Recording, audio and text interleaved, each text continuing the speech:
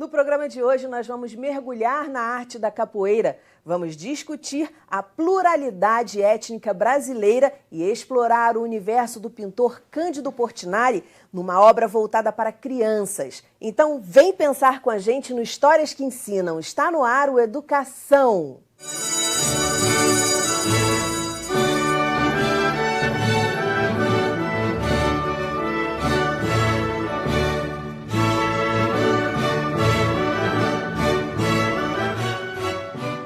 Meus convidados são o músico e escritor Victor Alvim, a atriz contadora de histórias, educadora Tatiana Henrique e a escritora Lúcia Fidalgo. Muito bem-vindos ao programa. Victor, eu vou começar com o livro que você escreveu sobre capoeira. Nesse livro você tenta transmitir que a criança pode ser o que ela quiser, inclusive um grande capoeirista. Mostra pra gente a capa, conta um pouquinho essa história. Isso aí, obrigado pelo convite, pela oportunidade. O livro que eu trouxe é o Tadeu e o Gigante da Capoeira. Um livro de minha autoria, né, que conta a história de uma história real, esse livro não é ficção, de dois dos maiores nomes da capoeira de todos os tempos, o Mestre Bimba e o Mestre Camisa. E o Tadeu é um menino nascido na região rural, na roça, no interior do Nordeste brasileiro, no distrito de Itapeipu, na Bahia, município de Jacobina. E o Mestre Bimba, um negro nascido em Salvador, da Bahia, no final do século retrasado, e que se tornaram hoje conhecidos no Brasil inteiro, no mundo inteiro. A capoeira hoje ela é registrada como patrimônio cultural e material do Brasil, e também como patrimônio cultural da humanidade pela Unesco. E esses são dois dos, se a gente for citar, quem são talvez os 5 nomes mais relevantes, importantes, o Bimba com certeza está entre eles, e o Mestre Camisa acredito que também. Então, e a história dos dois, o Tadeu, que é um menino que começou por brincadeira na fazenda onde morava, com os irmãos. Um irmão mais velho foi aprender capoeira mais para se defender na juventude, essa coisa toda.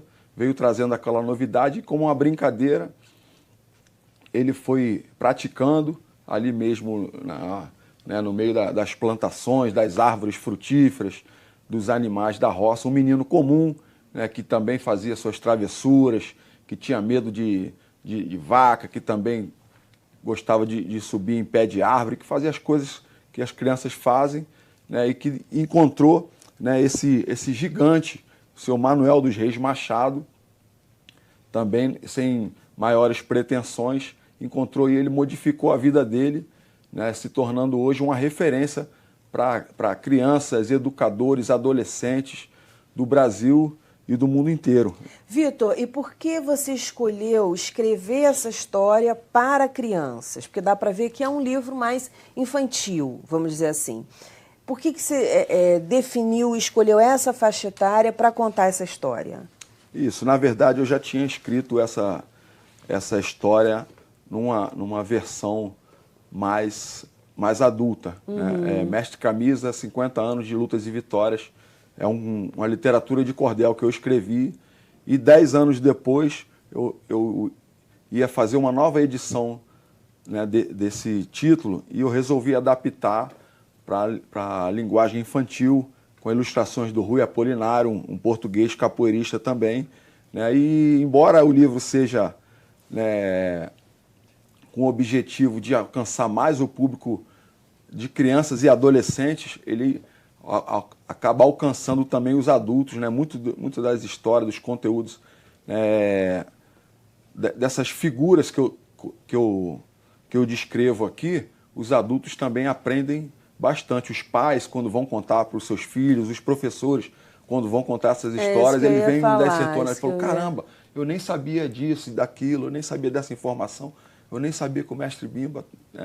A Lúcia estava falando, antes da gente começar a gravar, dessa coisa do batismo. Conta um pouquinho como é que é esse ritual, para você entrar na capoeira e você chega a ganhar outro nome. Como é que é isso? Isso é uma tradição que já vem de muito tempo, talvez até do tempo que a capoeira foi marginalizada e criminalizada. Ela chegou a ser proibida pelo Código Penal em 1890.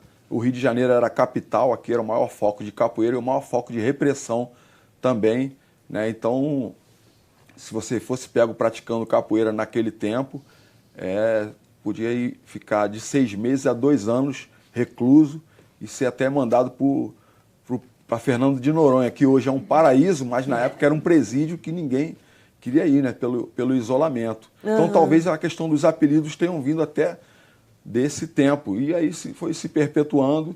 Hoje é uma tradição, a grande parte dos capoeiristas, eles recebem novos apelidos quando ganham e são conhecidos assim. Algumas pessoas optam por preferirem, né, continuarem com E com qual seu é o nome. critério para dar um nome? Características físicas, de comportamento, né? Às vezes algum apelido que já vem de família, algum apelido que já vem do bairro, da escola, também pode ser incorporado ali na capoeira.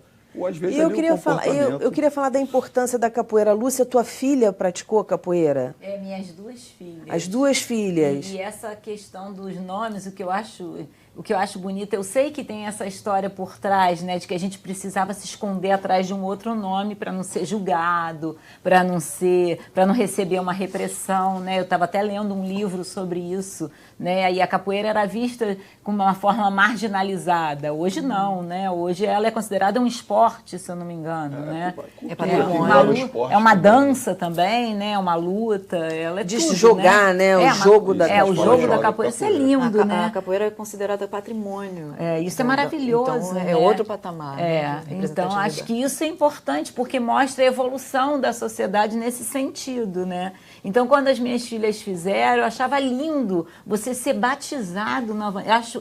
Eu gosto de rituais. Eu acho que a vida ela é feita de rituais. Eu acho que a gente precisa fazer os ritos de passagem, sabe? Eu acho que esse ritual da capoeira, que se faz uma festa, é tão bonito, pelo menos eu vejo pelo lado das crianças, eles ficam tão emocionados de receber a corda, né? Isso é lindo. Receber a corda. A graduação. Tem escolas que tem a graduação, assim como no judô, no jiu-jitsu tem as faixas.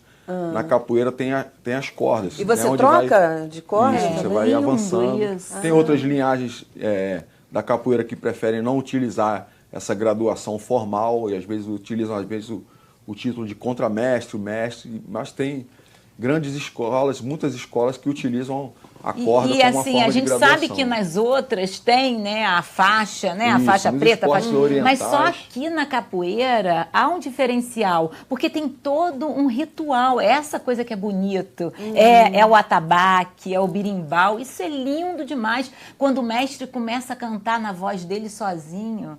Gente, E a levada, né? Aquela levada que é muito marcante. Onde quer que você bonito. esteja, você pode não estar vendo nada, mas você ouve e você sabe que é capoeira. Eu acho isso lindo, eu É, acho isso... lindo. não é igual a nada, né? É uma coisa singular. Então, eu acho que a capoeira faz o seu diferencial nisso. É muito bonito. A Pode capoeira ela é uma arte que a gente usa essa frase, uma arte que engloba várias artes. A capoeira ela pode ser lutada em algum momento, ela pode ser mais dançada, ela pode ser mais brincada, ela tem toda a questão musical, tem a questão dos rituais, tem a questão da hierarquia, da sabedoria popular que os mestres mais antigos trazem, a questão da história do Brasil, que é contada através das músicas, que é a tradição oral. Muitas partes da história brasileira, né, da história afro-brasileira, ela veio através das histórias e hoje se perpetuam também através das músicas de capoeira. Quer dizer, é uma contação de histórias também. Eu não Também. sabia disso. Muito bonito. O que você percebe aí de retorno dos teus leitores, e aí de qualquer idade, que é mais curioso, que pouca gente sabe, que está no livro? Eu acho Dessa que tradição. as crianças e adultos conseguem ver, assim, esses dois personagens, eles são ícones, né? Então eles são muitas vezes vistos como uma coisa distante, como um mito, como um deus. E aqui eles veem principalmente o Tadeu como a criança, ela vê ela falando, caramba, ele era igual a mim, eu posso ser igual a ele também tomou bronca da mãe, né? Foi querer pegar uma manga, jogou a pedra, em vez de acertar na fruta, caiu na cabeça da irmã. É porque ele tomou uma também bronca. foi um menino, Foi um né? menino, é humanizar a figura desses mitos, né? E popularizar a história desses dois homens, né? A capoeira, ela é praticada em grande parte das escolas, das universidades, no Brasil. Se você for no estrangeiro, a capoeira ela é praticada, ela está nos programas de televisão, está no cinema, está no teatro, mas a grande maioria também do nosso povo, né? Principalmente o brasileiro, que eu acho que o Brasil é o pai da capoeira. A capoeira, os elementos são africanos, mas a capoeira nasceu no Brasil. E aí, quem são os grandes nomes da música popular brasileira? Nós sabemos. Quem são os grandes nomes da pintura? Nós sabemos. E quem são os grandes nomes da capoeira? A grande maioria dos brasileiros não vai saber. E aí, aqui eu estou trazendo. As crianças, talvez as crianças vão aprender e vão ensinar para os seus pais. E essa proibição, claro, que tinha muito a ver com esses elementos serem africanos. Você falou que foi criada aqui, mas tinha muito do elemento da gingada do povo africano. E aí eu queria saber para vocês uma coisa que já foi proibida, que já foi crime. O que ela ajudou na educação das suas filhas? O que ela ajuda na educação das suas crianças, lá das crianças que você ensinava e continua ensinando?